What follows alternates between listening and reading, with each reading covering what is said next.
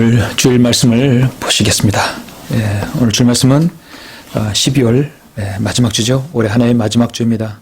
시편 103편을 보도록 하겠습니다. 다 같이 시편 103편. 저는 103편 전체를 설교할 것인데요. 본문 말씀은 103편 1절부터 8절까지 보도록 하겠습니다. 1절부터 8절까지 보도록 하겠습니다. 제가 시편 103편 1절로 8절 봉독해 올리겠습니다. 오 네오나 주를 송축하라. 내 안에 있는 모든 것들아 그의 거룩한 이름을 송축하라. 오 네오나 주를 송축하고 그의 모든 베푸심을 잊지 말라. 그는 내 모든 죄악을 용서하시며 내 모든 질병을 치유하시고 너의 생명을 파멸에서 구속하시며 자애와 온유한 자비들로 내게 관을 씌우시고 좋은 것들로 내 입을 흡족해 하시니 내 젊음이 독수리의 젊음같이 새로워지는도다. 주께서는 압제당하는 모든 사람들을 위하여 의와 심판을 행하시는도다. 그는 그의 길들을 모세에게 그의 행사들을 이스라엘 자손에게 알리셨도다. 주는 자비로우시고 은혜로우시며 노하기를 더디하시고 자비가 풍성하시도다. 아멘. 먼저 8절까지 제가 봉독해 올렸습니다. 오늘 말씀을 위해서 잠시 기도하겠습니다.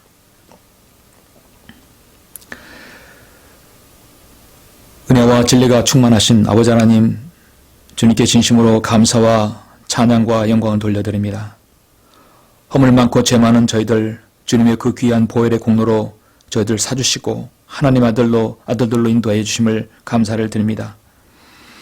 주님께서 이 땅에 오시지 않았더라면 우리는 정말 벌레만도 못한 저희 인간들은 죽어서 영원히 지옥의 나로로 떨어져서 파멸할 수밖에 없는 그런 인생들이었습니다. 주님의 그 큰 은혜와 사랑으로 아버지는 구원받고 또 저희들 올해 한 해 2020년을 잘 마무리하여서 오늘 마지막 경배를 드릴 수 있도록 인도해 주심을 감사합니다. 오늘 저는 감사에 대해서 설교를 하라고 합니다. 오늘 말씀을 통하여서 이 설교를 듣는 모든 성도들이, 모든 지체들이 하나님께 대해 다시 한번 감사를 드리며 진정으로 마음으로부터 깊은 곳에부터 우러나오는 감사와 찬양이 될 수 있도록 인도하여 주시옵소서. 시종을 주님께 의탁드립니다. 이 설교를 통해서 많은 성도들이 도전을 받고 하나님의 은혜 가운데 거하는 귀한 시간 될 수 있도록 인도하여 주시길 원하오며 주 예수 그리스도 이름으로 기도드렸습니다. 아멘. 오늘 말씀 제목은 1절 말씀대로 2절 말씀대로 주의 베푸심을 잊지 말라. 2절 말씀에 오 네오나 주를 송축하고 그의 모든 베푸심을 잊지 말라 했죠. 간략하게 줄여서 주의 베푸심을 잊지 말라는 제목으로 설교를 하고자 합니다. 아일랜드 출신의 영국의 유명한 무신론자인 극작가 조지 버나드 쇼가 있었습니다. 그는 노벨 문학상도 타고 극작가요, 화가이며 웅변가요, 비평가이며 수필가인 참으로 다재다능한 사람이었습니다. 어느 날 기자로부터 그는 이런 질문을 받았습니다. 성경 66권 중에 꼭 하나만 선택해야 한다면 어떤 책을 선택하겠느냐. 그가 그리스도인이 아니면서도 이런 질문을 받았는데 그는 머뭇거리지 않고 뭐라고 대답했냐면 나는 그 66권 중에 욥기를 선택할 것이다 라고 했습니다. 그 이유를 묻자 욥은 그렇게 곤욕과 질고를 당하면서도 하나님께 감사하는 것을 잊지 않고 산다는 것이 너무나도 이해하기 어렵고 위대하기 때문이다 라고 말을 덧붙였습니다. 어렵고 고난당할 때 감사하는 것은 쉬운 일은 아닙니다. 그러나 그럴 때 감사하는 것이 믿는 사람의 표가 되는 것이죠. 조지 버나드 쇼는 자신이 거듭나지 않았습니다. 그럼에도 불구하고 그는 무신론자조차도 감사에 대해서 어느 정도 알고 있습니다. 조지 버나드 쇼는 그의 묘비명에 이렇게 쓰여 있다고 하죠. 우물쭈물 하다가 내 이럴 줄 알았지 라는 그런 문구가 있다고 합니다. 그는 하나님을 모르는 무신론자였지만 감사에 대한 의미는 어느 정도 알고 있는 듯합니다. 고난과 박해와 시련 가운데 감사를 한다는 것은 보통 사람이 쉽게 할 수 있는 건 아닙니다. 박해와 시련 가운데 있는데 어떻게 감사를 할 수 있겠습니까? 그러나 여러분, 그리스도인은 할 수 있습니다. 만약에 하나님의 인도하심과 보호하심과 사랑과 자비로우심을 받은 사람이라면 당연히 감사와 찬양이 있어야 되는 것이고 또 어렵지 않을 것입니다. 오늘은 2020년도를 마무리하면서 우리가 이제 마지막 주일을 보내게 됩니다. 마지막 주일, 우리는 무엇에 대해서 하나님 말씀을 숙고해 봐야 되는가? 저는 여러 가지 말씀을 보았습니다. 우리는 한 해를 마무리하면서 다사다난했던 해라고 늘 말하곤 합니다. 정말 올해 한 해는 그동안 전 세계가 겪어보지 못한 중국 우한 폐렴 바이러스로 인하여서 혹독한 겨울을 우리는 지금 보내고 있습니다. 그리고 한 해를 지금 보내고 있습니다. 개인적으로나 국가적으로나 정말 많은 일들이 있었던 한 해입니다. 방금 말씀드렸다시피 이기지 못한 전염병 바이러스와 많은 재난들, 또 이 사회에 만연한 사회적, 정치적, 경제적으로 힘든 시기를 보낸 해가 바로 2020년이었습니다. 사회적 모순과 불안들로 온 국민들은 정말 피로도는 극에 달한 상태라고 할 수 있습니다. 그런데도 우리 그리스도인의 자세는 무엇입니까? 데살로니가전서 5장 18절에 보면 모든 일에 감사하라. 이것은 그리스도 예수 안에서 너희에 관한 하나님의 뜻이니라 라고 말씀합니다. 그렇습니다. 그리스도인은 올해 2020년도가 아무리 그렇게 힘들고 어려울지라도 우리는 감사해야 합니다. 한 해 동안 주님의 자비와 사랑과 은혜에 우리는 감사드리지 않을 수 없습니다. 지금 우리는 한 해를 마무리하면서 감사한다고 할 수 있는 그런 믿음도 내가 있다고 한다는 것, 그 자체가 감사한 일이죠. 사실 모든 사람이 평범한 삶 가운데서 이렇게 그리스도인으로서의 감사의 삶을 사는 것은 쉽지 않습니다. 어려움이 올 때 그리스도인 누구인지, 그리스도인이 과연 어떤 사람인지 우리는 알 수 있습니다. 집안에 자기 일에 모든 좋은 일이 있다고 한다면 믿지 않은 사람도 감사가 나오는 것이죠. 하늘에 감사든지 자연에 감사든지 감사하는 말은 나올 것입니다. 그러나 정작 어려움이 닥쳤을 때야말로 그리스도인의 삶의 자세가 어떠한지를 알 수 있습니다. 이게 바로 그리스도인과 세상 자연인과 다른 점이죠. 고난 가운데 우리가 주님을 섬길 수 있도록 인도하신 주님의 은혜가 아닙니까? 우리는 보통 하나님을 송축할 때 여러 이대한 말들로 주님을 드높입니다. 찬양할 때나 기도할 때나 간증할 때나 아름답고 경이롭고 놀라운 말들로 우리는 하나님을 찬양하고 또 감사합니다. 이것이 바로 그리스도인의 언어입니다. 물론 우리는 그분에 대해서 인간들이 지어낼 수 있는 어떠한 말로도 그분의 사랑을, 우리 하나님의 사랑을 형용할 수 없는데 그 무엇보다도 주님의 위대하시고 자비로우시고 은혜로우심을 우리가 송축할 수 있는 것이죠. 오늘 우리는 2020년도 마지막 주일을 보내면서 우리가 읽을 수 있고 우리가 볼 수 있고 우리가 만질 수 있는 하나님의 말씀 중에서 저는 다윗의 한 편의 그 고백을 여러분에게 소개합니다. 이 말씀을 통해서 우리가 함께 다 같이 다시 한번 감사하는 한 해로 또 감사로 마무리 짓는 한 해가 되었으면 합니다. 오늘 본문은 시편 23편과 견줄 수 있는 말씀입니다. 이 103편은 여러분 제가 볼 때는 또 다른 23편이라고 보시면 될 것 같습니다. 여러분은 시편 23편 너무도 잘 아시고 좋아하시죠? 한 편의 시라기보다도 하나님의 은혜를 입은 모든 그리스도인의 자신의 생애 고백일 것입니다. 목자에 대한 양의 고백일 것입니다. 오늘 이 시편 23편은 또 다른 23편이라고 저는 생각하고 싶습니다. 말씀드리고 싶습니다.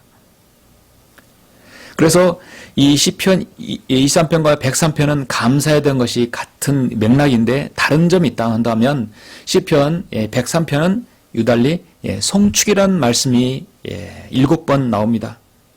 먼저 1절 2절 한번 보시죠. 오 네오나 주를 송축하라.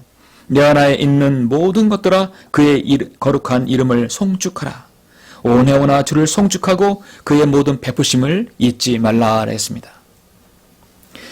우리가 흔히 성경의 정 가운데 성경을 이렇게 딱 나눴을 창세기부터 계시록 사이에서 나누면 가장 가운데가 시편 118편이라고 우리가 보통 알고들 있습니다.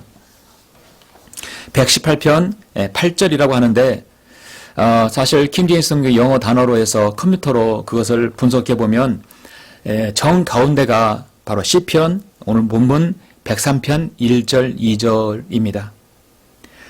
그 중에서 1절 2절을 각각 양 사이드에 13나라씩 놓고 정중앙에 있는 단어가 어떤 단어일까요? 바로 1절에 마지막 His Holy Name에서 His Holy입니다. 바로 그분의 거룩함이죠. 그래서 성경의 가장 가운데 있는 단어는 그분의 거룩함이라는 단어입니다. 절대로 인간은 그렇게 의도적으로 할 수가 없는 것이죠. 하나님의 자신의 거룩함과 전능하심만이 그렇게 할 수 있는 것입니다. 20절에 건너뛰어서 있다가 보시겠지만 능력이 뛰어나고 주의 말씀의 음성에 경청하여 그의 계명들을 행하는 너희 그의 천사들아 주를 송축하라. 21편에 그의 기쁨을 행하는 모든 군대들아 그의 수종자들아 너희는 주를 송축하라. 그가 다스리시는 모든 장소에 있는 그의 모든 작품들아 주를 송축하라. 오네오나 주를 송축할지어다 했습니다. 여러분, 송축이란 단어가 무슨 뜻이냐면요, 하나님의 자비와 사랑과 그 복주심에 대해서 다시금 감사와 영광을 돌리는 것입니다. 오늘 하나님 말씀을 주제를 주의 베푸심을 잊지 말라는 것을 두 단어로 한다면 한마디로 송축이라고 할 수 있겠습니다. 오네오나 주를 송축하라. 하나님의 자비와 사랑을 받은 너희는 그의 주님의 복주심에 대해서 감사와 영광을 돌리라는 것이죠. 본문의 내용은 하나님의 크신 자비에 대한 것으로 자비의 속성과 자비의 정도, 자비가 미치는 범위, 자비의 지속 시간을 알려줍니다. 이 시편 한 편 자체가 한 그리스도인의 생애의 고백과 소망이 되는 것이죠. 그래서 23편을 더 확장시켜서 늘렸다고 보시면 됩니다. 61편 19절에 보면 날마다 우리에게 베푸심을 더하시는 주 곧 우리 하나님의 우리 구원의 하나님을 송축하리로다 셀라입니다. 하나님의 베푸심에 대해서 감사하는 것이 바로 송축입니다. 시편 50편 2, 3절은 누구든지 찬양을 드리는 자는 나를 영화롭게 하리니 그 행위를 바르게 하는 자에게 내가 하나님의 구원을 보이리라 했습니다. 찬양은 인간의 하나님을 가장 영광스럽게 하는 것입니다. 도구입니다. 인간이 입이 달려서 무엇을 노래하고 또 여러분 말하고 또 내가 표현하죠. 가장 아름다운 입술이 뭐냐면 하나님을 찬양하는 입술입니다. 거기에 우리는 하나님께서 베푸신 은혜에 대해서 우리가 인간으로서 응답할 수 있는 최대의 반응은 입으로 감사하는 것이죠. 여러분은 한 해를 마무리하면서 여러분의 소감은 무엇입니까? 불평과 불만입니까? 감사와 찬양입니까? 감사는 은혜에 대한 가장 큰 보답이라는 말이 있습니다. 이것이 성경이 말씀하시는 진리입니다. 하나님께 깊은 감사를 드림으로 하나님을 영화롭게 하는 길은 하나님께서 베푸신 은혜들이 얼마나 깊고 풍성한지 아는 데서 비롯됩니다. 은혜를 아는 자만이 온전한 감사를 하나님께 드릴 수 있는 것이죠. 한 그리스도인이 성숙한지 성숙하지 못한지는 가늠하는 것은 그가 얼마나 은혜를 아는 것인지 그 은혜에 얼마나 감사하고 보답하는 삶인지 한마디로 하나님을 송축하는 삶인지를 우리가 보는 것입니다. 은혜를 아는 사람이 성숙한 사람이고 바른 사람입니다. 하나님의 은혜를 아는 사람이 성숙한 신앙이요 바른 신앙인입니다. 저는 오늘 시편 103편은 크게 세 부분으로 나누어서 잠시 설교를 하러 갑니다. 개인적으로 하나님을 찬양하는 내용입니다. 개인에게 하나님 베풀으신 은혜에 대해서 하나씩 기억하면서 찬양하는 것입니다. 이 마지막 시대의 시작 성도라면 감사해야 될 것이 무엇인지를 꼭 알아야 합니다. 그러면서 우리는 하나님을 더욱 두려워하며 경건한 가운데서 주님을 섬겨야 될 것입니다. 그래서 저는 주의 베푸심을 잊지 말라 세 가지 부분에 대해서 여러분에게 잠시 말씀을 드립니다. 주의 베푸심을 잊지 말라. 하나님의 베푸심은 무엇인가? 첫 번째 3절부터 8절까지 부분입니다. 그것은 주의 자비와 은혜로 내 혼을 파멸해서 구속하심을 잊지 말아야 합니다. 자, 제가 1절, 2절 봉독해 올렸으니까 3절부터 8절 먼저 보시죠. 그는 내 모든 죄악을 용서하시며 내 모든 질병을 치유하시고 너의 생명을 파멸해서 구속하시며 자애와 온유한 자비들로 내게 관을 씌우시고 좋은 것들로 내 입을 흡족해 하시니 내 젊음이 독수리의 젊음같이 새로워지는도다. 주께서는 압제당하는 모든 사람을 위하여 의와 심판을 행하시는도다. 그는 그의 길들을 모세에게, 그의 행사들을 이스라엘 자손에게 알리셨도다. 주는 자비로우시고 은혜로우시며 노하기를 더디하시고 자비가 풍성하시도다. 아멘. 여러분, 먼저 그리스도인은 자신이 구원받은 은혜와 하나님의 사랑에 언제라도 한시라도 잊지 말아야 합니다. 내가 저 지옥의 형벌로부터 구원받았다는 그 사실이 얼마나 감사한 일입니까? 언젠가 나도 죽게 되는데, 아니면 살아서도 주님께 오시면 난 올라갑니다. 우리는 올라갑니다. 지옥에 가는 것은 우리는 틀린 사람이에요. 우리 옛말에 여러분, 은혜는 물에 새기고 원수는 돌에 새긴다는 말이 있습니다. 이 말은 흔히 사람들은 남의 은혜를 잘 잊어버립니다. 그러나 자신에게 원하는, 결코 잊지 못하는 것이 인간의 죄악된 품성입니다. 개구리의 울챙이 쪽 생각 못한다는 말이 있듯이 사람은 어려울 때가 지나면 그 상황을 다 잊어버리는 게 인간이죠. 또한 자기가 남에게 은혜를 입은 것을 두고두고 잊지 않고 기억하면서 자기가 남에게 은혜를 입는 것은 정말 잘 잊어버리는 성품이 있습니다. 시편 50편 22절에 보면 하나님께서는 그렇게도 은혜를 잘 잊어버린 이스라엘 백성들에게 향하여 말씀하십니다. 하나님을 잊어버린 너희여, 이것을 생각하라. 그렇지 않으면 내가 너희를 잘게 찢으리니 아무도 구해낼 자가 없으리라 말씀하고 있습니다.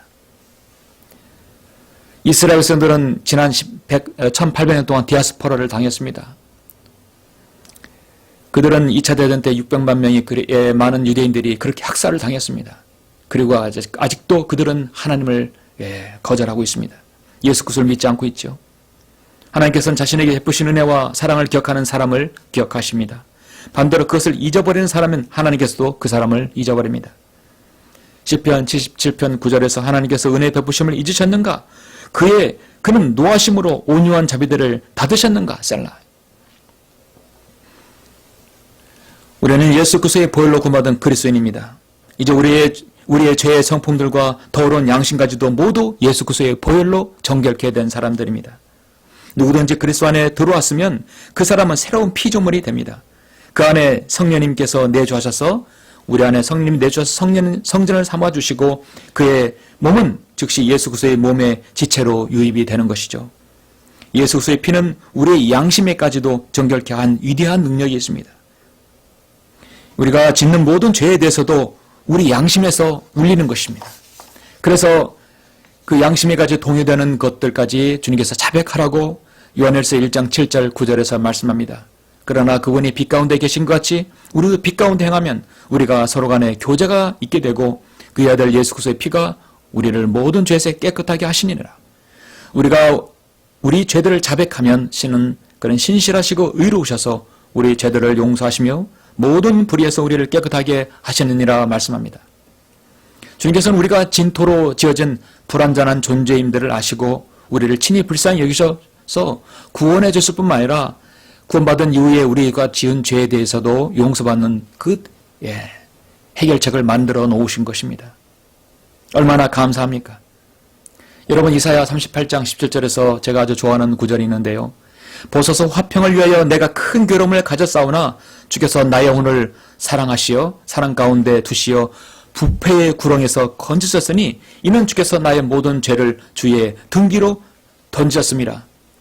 주님께서 갈보리 십자가에 못 박혀 죽으시고 부활하실 때 주님께서는 지옥에 다녀오셔서 인간의 모든 죄의 문제를 다 빗장을 열어서 지옥에 던져 놓으시고 그리고 낙원에 있는 구약 성도를 데리고 셋째 하늘로 올라가신 것이죠. 여러분, 골로새서 1장 13절에 잠깐 보시겠습니다. 골로새서 1장 13절을 보시면 여기도 이제 이 이사야 38장 17절과 동일한 말씀이 있는데요. 그분께서 우리를 흑암의 권세로부터 구하여 내셔서 그분의 사랑하는 아들의 나라로 옮겨주셨으니 그의 안에서 우리가 그의 보혈을 통하여 구속 곧 죄들의 용서함을 받았느니라. 개혁성경에는 그의 보혈을 통하여가 삭제되어 있죠. 흑암의 권세에서 구하여 내셔서 그분의 사랑하는 아들의 나라로 옮겨주셨습니다. 나의 영혼을 사랑 가운데 두시어 부패의 구렁에서 건져내셨다고 말씀하고 있습니다. 이 얼마나 감사한 일입니까? 우리의 감사는 첫 번째 구원에 대한 감사가 나와야 되는 것입니다. 주의 베푸심을 잊지 말라. 하나님의 베푸심은 무엇입니까? 두 번째는 주의 언약과 계명을 지키는 자에게는 하나님께서 함께 하신다고 약속하신 것입니다. 우리는 그것에 대해서 감사해야 합니다. 주의 언약과 계명, 구약에서는 이것은 실행해야 되는 거죠? 예. 여러분 계속해서 9절부터 18절까지 보시겠습니다. 예. 자, 공독해 올립니다. 그는 항상 꾸짖지만은 아니하실 것이며 분노를 영원히 품지도 아니하시리로다. 그는 우리의 죄들을 따라 우리를 처리하지 아니하시며 우리의 죄악들을 따라 우리에게 갚지 아니하셨으니 이는 하늘이 땅보다 높은 같이 그의 자비가 그를 두려워하는 자들에게 크심이라. 동이 서에서 먼 것 같이 그가 우리의 죄악들을 우리로부터 멀리 옮기셨으며 아버지가 자식을 불쌍히 여긴 같이 주께서도 자기를 두려워하는 자들을 불쌍히 여기시나니 이는 그가 우리의 체질을 아시며 우리가 진토임을 기억하심이라. 사람으로 말하면 그의 날들은 풀과 같고 그의 번영은 들과 들의 꽃과 같아서 바람이 그 위를 지나가면 사라지나니 그 자리가 그것을 더 이상 알지 못하리라. 그러나 주의 자비는 그를 두려워하는 자들 위에 영원부터 영원까지 이르며 그의 의는 자자손손에 미치나니 즉 그의 언약을 지키는 자들과 그의 계명들을 기억하여 그것들을 행하는 자들에게로다. 아멘. 그의 계명들을 지키는 그걸 계명들을 기억하여 그것들을 행하는 자들에게도 하였습니다. 하나님의 은혜에 속한 그리스도인이 하나님에 대해서 말할 수 있는 속성, 즉 그 주님에 관해서 그분에 관한 것 중 우리가 알아야 하는 것들 그 속성이 있는데 그 속성은 바로 하나님의 자비입니다. 자비는 죄를 용서하는 것입니다. 은혜는 받을 수 없는 사람에게 거저 주는 것이죠. 그래서 은혜와 자비를 우리는 구별해야 합니다. 은혜는 받을 수 없는 사람에게, 자격이 없는 사람에게 거저 주는 것이고요. 자비는 죄에 대한 용서입니다. 하나님의 속성은 자비와 은혜와 오래 참으심과 관대하심입니다. 오직 창조주만이 자신의 피조물에 대해서 그렇게 하실 수 있습니다. 성경은 14절에서 그가 우리의 체질을 아시며 그분은 우리가 흙으로 만들었음을 아십니다. 주님은 나를 너무도 잘 아십니다. 주님은 여러분 자신을 너무도 잘 아십니다. 아브라함도 그가 하나님께서 나를 안다고 말씀하고 있습니다. 15절에 보니까 주님은 우리의 날들을 풀과 같고 들의 꽃과 같다고 말씀하고 있습니다. 들의 풀과 들의 꽃은 여러분 오래 갑니까? 약간만 시간이 지나면 금방 사라져 없어져 버립니다. 그것은 곧 에베소서 4장 14절 말씀처럼 온갖 거리의 풍조에 흩날릴 수 있을 뿐만 아니라 바람에 날아가 없어져 버리는 그런 인생들이었다는 것입니다. 16절에 보면 의미심장한 말씀이 있는데요. 바람이 그 일을 지나가면 사라지나니 그 자리가 그것을 더 이상 알지 못하리라 했습니다. 요즘 이 말씀처럼 가슴에 와닿는 구절이 있을까요? 황사 때문에 그러는 것이 아닙니다. 지금 온 세상이 중공구한폐렴 일명 코로나 바이러스 19로 인해서 사람들이 집단 감염에 걸리고 어떤 사람 죽습니다. 전 세계가 아우성입니다. 백신을 맞으려 아우성입니다. 고통을 겪고 있습니다. 인간은 너무도 유약함을 알 수 있습니다. 폭풍과 광풍과 태풍이 우리 자리에서 우리를 없애버릴 수도 있습니다. 눈에 보이지 않는 그 미세한 바이러스 하나로 인해서 인간이 죽을 수도 있다는 것이죠. 공기로 전염되는 발진 티푸스라든지 열병이라든지 천연두라든지 각종 바이러스 질병들은 인간을 죽이고도 남습니다. 그래서 성경은 바람이 그 일을 지나가면 사라진다는 것은 바람이 바이러스를 통해서 사람에게 들어가는 것이죠. 때로는 세상을 자신들의 입맛에 만들려고 통제하려는 사탄의 종들이 바로 이런 바이러스를 세상에 퍼뜨려서 사람들을 기만하고 교회들을 핍박하고 복음을 가리우기도 합니다. 이제 다가오는 대환란 때에는 분명히 대량으로 인명을 살상하는 이런 바이러스라든지 화학전이 분명히 사용될 수 있음을 지금 보여주는 것입니다. 하나님께서는 일찍이 바람으로 이집트의 파라오를 멸망시킨 적이 있습니다. 그리고 이스라엘 백성들을 심판한 도구로 바람을 일으켜 전염병을 퍼뜨려서 심판한 적도 있습니다. 저는 올해 2020년도 코로나 바이러스 감염증 사태는 지금의 팬데믹은 하나님께서 중공의 그 공산주의자들 그 같은 악인들을 때로 쓰셔서 이 세상을 심판하시는 것에 대해서 하나님께서 허용하심이라고 저는 보아집니다. 세상이 더 통제되는 사회로 가고 있다는 신호입니다. 그 통제는 앞으로 대환란 때 적그리스도를 통한 통제입니다.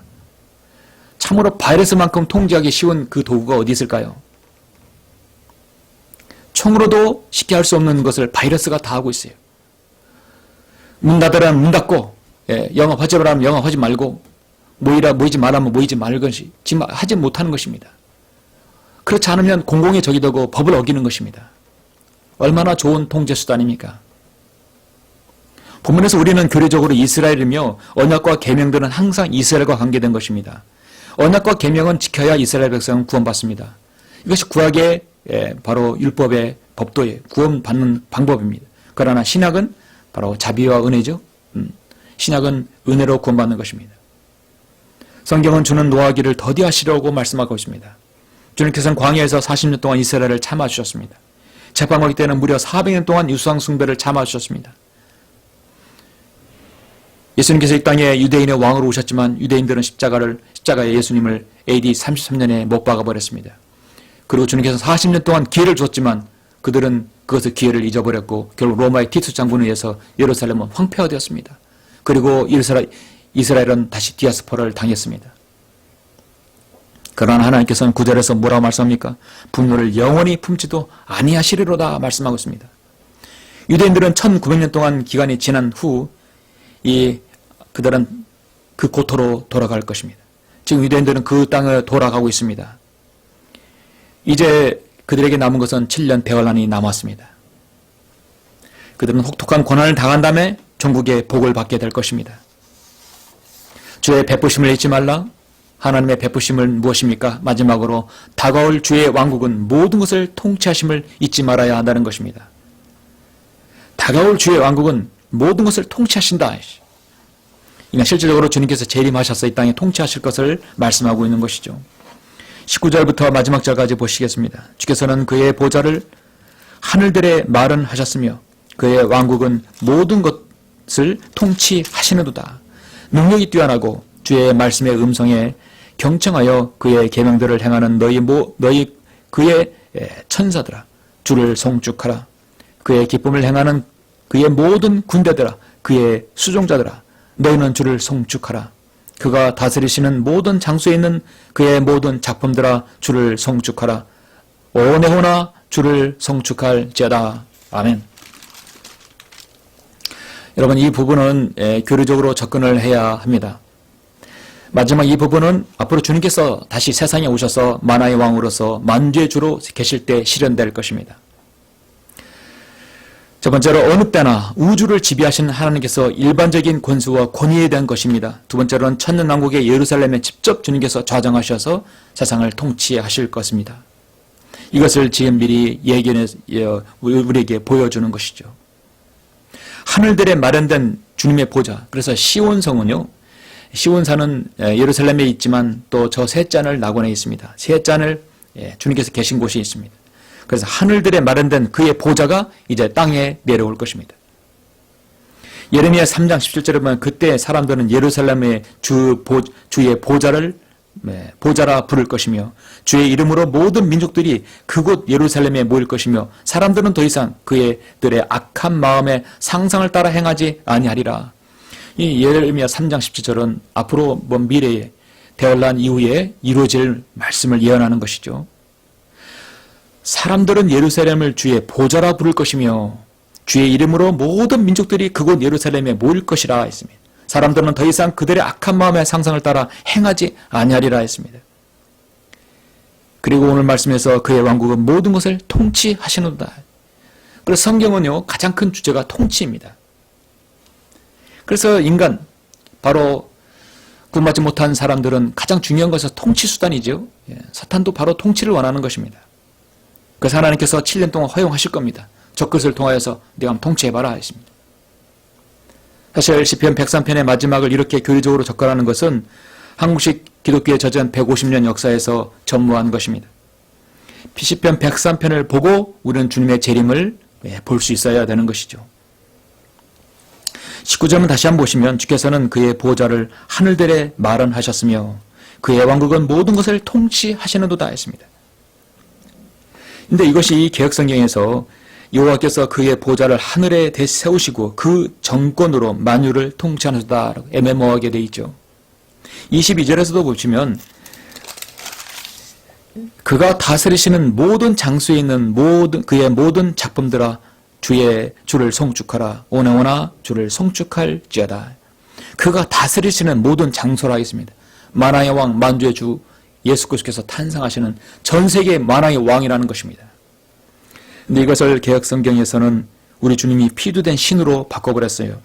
여호와의 지으심을 받고 그 다스리시는 모든 곳에 있는 너희여, 여호와의 지으심을 받았다. 여호와적인들이 되게 좋아하는 말씀이죠. 사실 여호와의 지으심이 아닙니다. 그가 다스리시는 모든 장소라고 말씀하고 있습니다. 우리는 예수 그리스도의 재림을 한치도 의심하지 않습니다. 주의 왕국은 모든 것을 통치하심을 의심하지 않습니다. 주께서 이루실 일들을 우리가 앞서서 보고 주님의 위대하심을 찬양하는 것이 지극히 당연한 우리의 믿음입니다. 주님께서는 단순히 불타 없어질 이 세상에서 고작 천년이 아니라 영원 묵도록 자신의 피조물들을 통치하시고 관장할 것입니다. 사랑하는 성도 여러분, 말씀을 맺겠습니다. 우리는 살면서 우리 생각대로 우리가 계획했던 대로 그렇게 이루어지지 않을 때가 너무도 많이 있습니다. 여러분, 올해 한 해 2020년도에 무엇을 계획하고 준비했던 거 많이 있었죠. 그러나 그 계획은 많은 것들이 이루어지지 않은 부분도 있을 것입니다. 그럴 때 우리는 살면서 얼마나 많은 좌절과 회한과 슬픔 가운데 인생을 살아갑니까? 거듭나지 못한 자연은 살면서 좌절과 절망이 있을 때 늘 자신의 우상으로 돌아가곤 합니다. 심지어 자신이 그리스도인이라고 하는 사람들도 때론 원망과 분노와 자기 연민, 자기 포장, 때론 폭력과 정욕과 부도덕과 심지어 술과 마에게까지 돌아가는 경우도 봅니다. 인간은 자신 안에 또 다른 우상으로 돌아가서 잠시 잠깐 이 좌절과 세상의 슬픔을 잊으려 합니다.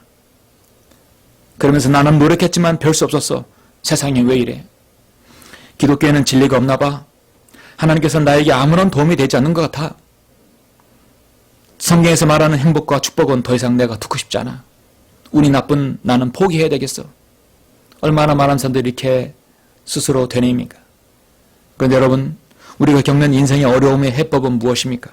모든 해법에서는 여러분 주변에 있는 상황이 180도로 바뀌면 될까요? 그렇지 않습니다. 우리는 성경을 통하여 참다운 해법은 모든 상황을 180도 바꾸는 것이 아니라 내가 더 주님께 다가가는 거고 내가 더 주님의 능력과 생명을 함께 부여받는 것고 나누는 것입니다. 내가 할 수 없는 일은 내가 상황을 바꾸지 못하는 것입니다. 내가 내 상황을 바꿀 수 없어요. 우리는 전지전능하지 않기 때문입니다. 다만 전지전능한 하나님께 그 상황을 감사함으로 하나님께 아뢰고 주님께 맡기고 내려놓는 것입니다. 이제 우리는 이 세상에 발을 디디고 설 날이 그리 멀지 않았습니다. 감사함에도 모자라는 세상입니다. 우리는 감사하는 주의 자비하심과 은혜로 내 혼을 파멸해서 구속하심을 잊지 말아야 되고 주의 언약과 계명을 지키는 자들에게 하나님께서 함께 하심을 잊지 말아야 되고 주의 왕국은 모든 것을 앞으로 이 땅에서 통치하심을 천년 동안 통치하심을 잊지 말아야 합니다. 이러한 것들을 생각하면 우리는 올 한 해를 마무리하면서 불평이 아닌 감사로, 미움이 아닌 사랑으로, 남 탓이 아닌 내 탓으로, 불만이 아닌 은혜로 남은 여러분의 한 주를 잘 여러분 맞이하며 보내며 또 새해를 맞이하시길 간절히 바랍니다. 잠시 제가 묵상의 시간을 여러분 갖도록 도움을 드립니다. 잠깐 머리 숙이시고 눈을 감으시고 잠깐 말씀에 귀 기울이시길 바랍니다. 시편 116편 12절에 보면은 나를 향한 주의 모든 베푸심을 내가 주께 무엇으로 보답할까 하겠습니다.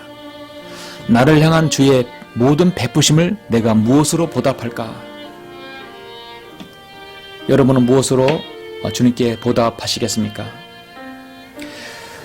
여러분, 우리가 이 땅에 사는 동안에 시계, 여러분 시간을 얼마나 쟀나 보려면 시계가 필요하죠? 세 가지 시계가 있습니다. 첫째, 아날로그 시계 있습니다. 이 아날로그 시계는 초침과 분침과 시침으로 이루어져 있죠. 세 개의 침이 시계판 위를 무한 반복해서 움직입니다. 세월이 가도 시간을 허비해도 바늘은 그 궤도를 계속 돌기만 합니다. 360도 돌고 계속 돌기만 합니다. 디지털 시계도 분과 초는 0부터 59까지 계속 반복해서 순환됩니다. 0부터 59까지 무한 반복합니다. 그래서 사람들은 바늘과 숫자가 무한 반복하기 때문에 자신이 살아가고 있는 세상도 계속 이어지고 무한할 것으로 때론 착각합니다. 마치 내가 천년 만년 살 것처럼 착각합니다. 죽음과 나는 아무런 관계가 없다고 살아가며 착각합니다. 그래봐야 인간의 연수는 80, 간간하면 90이라고 성경은 말씀합니다. 정말 우리 인생의 의미를 보면 우리 인생에 있어서 시계는 어떻게 봐야 여러분 잘 이해할 수 있겠습니까? 그것은 바로 여러분 이 모래시계입니다. 여러분 이 모래시계 다들 아시죠? 이 모래시계는 형태부터 다릅니다. 이 삼각형의 유리병이 역방향으로 서로 맞물려 있습니다. 한 인간은 태어나면서부터 그 인생의 모래시계가 작동합니다. 태어나는 순간부터 위에 있는 내 생명의 모래는 이 아래로 떨어지게 됩니다. 그래서 이 모래가 다 떨어지면 내 생애는 끝나는 것이죠. 이것은 5분짜리 모래시계입니다. 우리 인생은 때론 50년, 60년, 70년, 80년 하나님께서 정한 그 인생의 연한이 있을 것입니다. 여러분 자신의 모래시계는 계속 지금 위에서 아래로 떨어져 가고 있을 것입니다. 내 생명의 모래시계는 떨어지면서 그 떨어진 걸 눈으로 보는 것입니다. 하나님께서 다 그거 보실 것입니다. 그렇습니다. 나를 향한 주님의 모든 베푸심을 내가 주님께 무엇으로 보답할까? 라는 이 시편 116편 12절의 물음에 우리는 남은 모래가 얼마 남았는지는 각자가 모르지만 내게 남은 생애가 있다고 한다면 그 생을 더 가치 있게 보내야 하는 것입니다. 이것이 나를 향한 주님의 베푸심을 내가 무엇으로 보답할까라는 정답이라고 봅니다. 세상의 돈과 정욕과 권력과 명예만을 쫓던 사람은 모래시계가 다 된 후에 무엇이 남을까요? 우리 인생은 남는 장사를 해야 합니다. 인생이 모래시계라는 사실을 깨닫는 사람은 이미 모래시계 윗부분에서 사라져버린 시간의 공간을 확인하면서 그 공간이 크면 클수록 우리는 오늘 하루, 올해 한 해 주어진 시간의 절대적인 의미에 감사함으로 살아가야 할 것입니다. 우리의 남은 모래를 더 느릴 수는 없지만 그 모래시계에서 또 하루가 또 한 해가 떨어지게 해주신 하나님의 은혜를 감사하며 하나님을 사랑하고 성도를 섬기며 그 사는 것이 진정한 그리스도인의 자세일 것입니다. 오늘 나에게 주어진 하루, 올해 한 해 주어진 한 해, 앞으로 21년도 나에게 주어졌다 한다면 나는 주님을 위해서 또 누군가의 유익을 위해서 또 여러분의 인생은 산다면 더욱더 빛날 것입니다. 그렇게 되시길 여러분 간절히 바랍니다. 잠시 기도하는 시간 갖겠습니다.